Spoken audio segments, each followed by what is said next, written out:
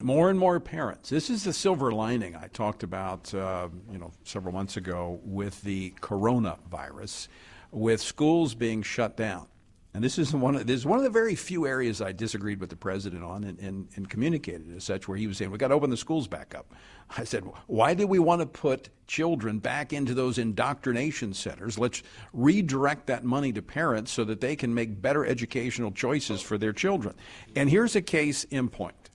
I think it was last week, the Falls Church, which is in Northern Virginia, the local school board unanimously decided to remove the names of Thomas Jefferson and George Mason from the city's elementary and high schools. Quote, I'm quoting from the school board. Our schools must be places where all students, staff, and community members feel safe, supported, and inspired. Wait a minute. They want to scrub the names of the founding fathers from the city's public schools. These are the ones that gave birth to this whole idea of a Republic of America of freedom. I mean, how far afield have we gone from the founding principles and ideas of America? In fact, to show how out of touch they are, now believe me, this is outside of Washington, D.C., by no means a conservative bastion. It's liberal.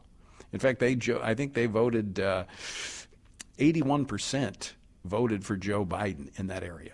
But yet they were opposed. A majority, 56%, were opposed to renaming these schools. They realize this has gone way too far. And so what's happened just over the last year, nearly 9,000 students have been withdrawn from the Fairfax County school system, with parents preferring to send them to private schools or even homeschooling them. That's a 5% decline in the past year. So what's going on here? Good story. Parents are finding out what's happening and they're voting with their feet or with their children's feet. Well, joining me to talk about this, Maria Keffler. She is a co-founder of the Arlington Parent Coalition and a partner in media representative at Partners for Ethical Care. Maria, welcome to Washington Watch. Thank you. It's always a pleasure to talk with you, Tony. Well, I know you have been at the forefront of this debate for some time of what's happening in the schools with this whole liberal ideology that is being force-fed to our children. But it appears that, this may be a step too far, where parents are even saying, wait a minute, this just does not make sense. We're erasing the names of founding fathers from our schools, but yet we still are not willing to allow our kids to go back to school. So we're taking the names off of empty buildings. Yeah. Well, and today, let me wish you a happy Bill of Rights Day, because this is the day where we celebrate the Bill of Rights, and George Mason is known as the father of the Bill of Rights. So there's some irony in that we're talking about this today, that they're taking his name off the building. This has been happening all over the area. I'm in Arlington, and last year the school board took the name of Lee, Robert E. Lee, off of Washington Lee High School and changed it to Washington Liberty. And that's what it's known as now. And they did that without approval. A lot of people were not happy about that. It was done as many things are done by the Arlington School Board in the summer after everybody has left. This is an ongoing problem, and I think more parents are starting to wake up to it and see what's going on. And I love what you said about voting with your feet. Arlington Public Schools is down about 3,000 students from what was expected this year. I think that is one of the silver linings of the coronavirus, that parents are seeing what's going on, and they're not happy about it, and they shouldn't be.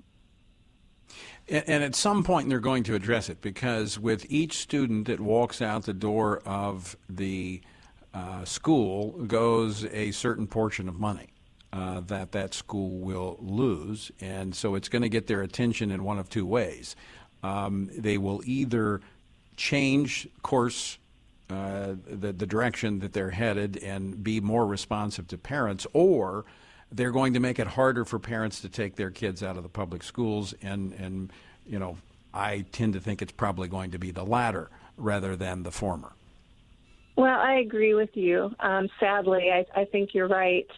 My experience, the experience of other parents who have had concerns about what's going on in the schools, has been that the school boards are simply not concerned. They're simply not concerned with the students' needs. They're not concerned with the parents' concerns.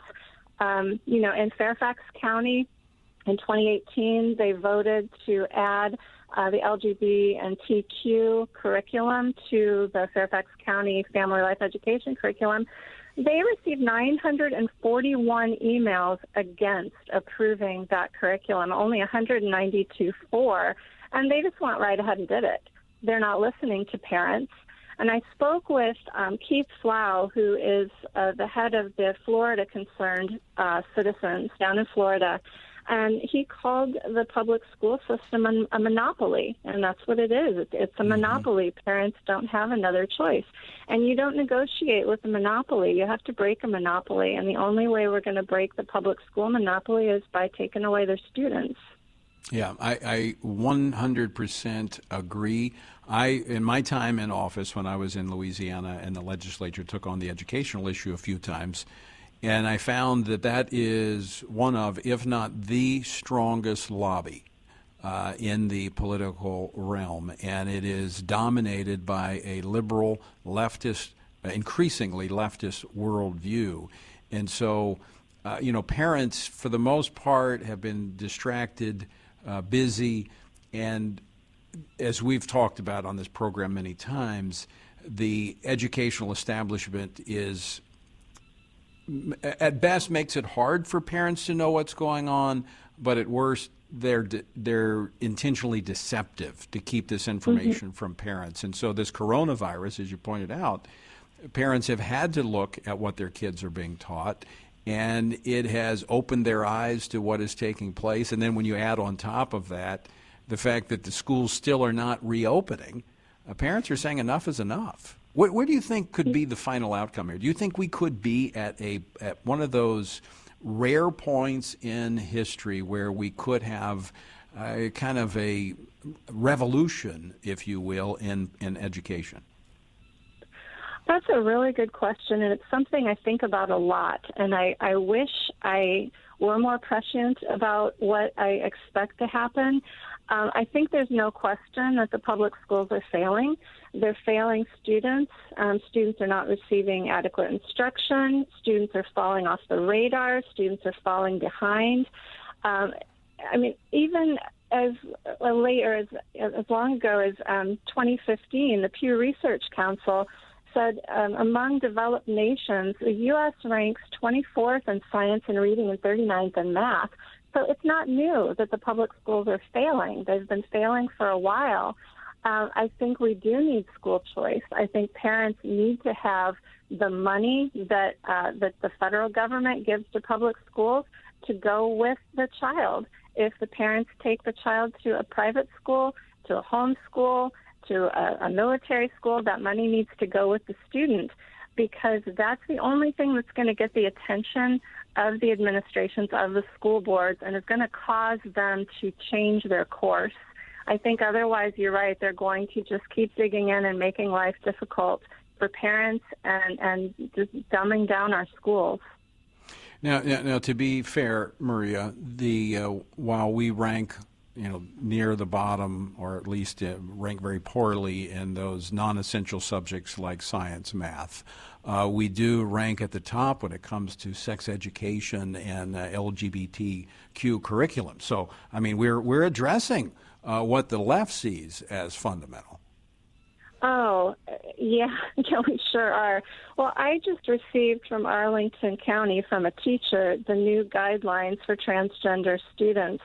And what really disturbed me is a clause in there that says that students or teachers who refuse to comply, who don't comply with policies such as enforced pronouns and deceiving parents about their own children's sexuality and or gender ID, will be disciplined. And so this goes right to the heart of free speech. This goes right to the heart of the First Amendment. You cannot practice your faith, your conscience, or your right to free speech in the public schools and expect not to be disciplined for it. That's a problem. Yeah, so our kids will graduate. They won't be able to get a job, but they will know what bathroom to use. That's It's where we are. astounding. It's astounding. It really is. And you know, it goes back really to the heart, Maria, of who knows best what their children need. And I think this is bringing us back to that core where parents are saying, wait a minute. This is my child. You know, I want them to be successful. I don't want them living in my basement when they're 35 years old, or I guess 78 and running for president. That's another story. I don't want them, you know, I want them to be successful. And so they're thinking, this is not working. So we've got to look at other alternatives. And so I'm hopeful that this could lead to a revival in education from a standpoint of parents taking the responsibility. And I think homeschooling is a great option for many parents. And I think they've realized it's not as difficult as it was made out to be, especially given what they've now seen as a part of the curriculum for the schools and how it's not working in the public school setting. Yeah, homeschooling has had a big boom this year. The HSLDA, the Homeschool Legal Defense Association, has written and talked about the thousands and thousands of parents who've been calling them for assistance. And I've pulled all three of my children to homeschool. I pulled two last year, and over the summer, my son, who's a senior in high school this year, came to me and asked me to homeschool him for his senior year because he said, I don't want to have a year like spring was. You know, doing the distance learning through the public school, but I didn't learn anything. And he had been adamantly opposed to homeschooling, but he asked us to do it. And so he's now dual enrolled at Nova and finishing out his senior year and concurrently getting college credit.